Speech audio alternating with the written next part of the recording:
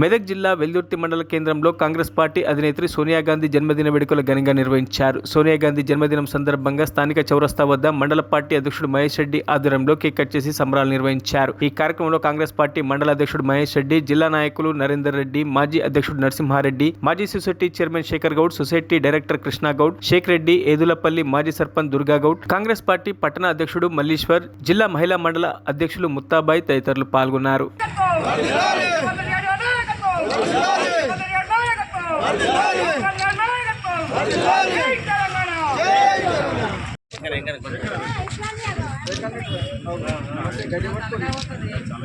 అరే ఫోన్ ఇట్లా అన్న ఇది చూడండి అన్న.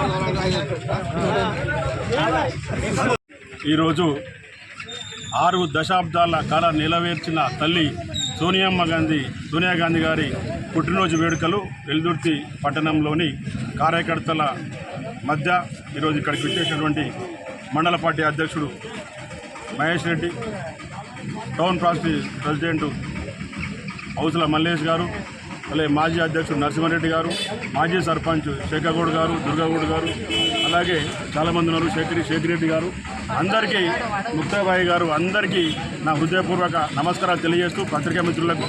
ఎందుకంటే ఎప్పటి నుంచో తెలుసు కాంగ్రెస్ పార్టీ మనకి ఏది చేసినా కాంగ్రెస్ పార్టీ చేసింది. తల్లి సోనియమ్మ కుటుంబం మొత్తం కోల్పోయి కూడా ఈరోజు భర్తను కోల్పోయి కూడా ఈరోజు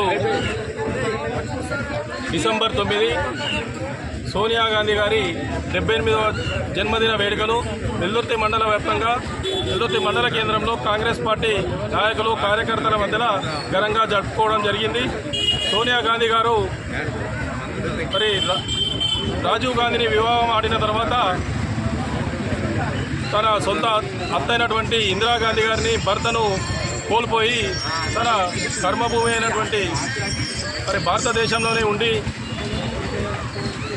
అనేకటువంటి కష్టాలు ఓర్స్తూ కాంగ్రెస్ పార్టీ కష్టకాలంలో ఉన్నప్పుడు కాంగ్రెస్ పార్టీ అఖిల భారత అధ్యక్షురాల పదవి చేపట్టి కాంగ్రెస్ పార్టీని 2 సార్లు అధికారంలోకి తీసుకురావడం జరిగింది.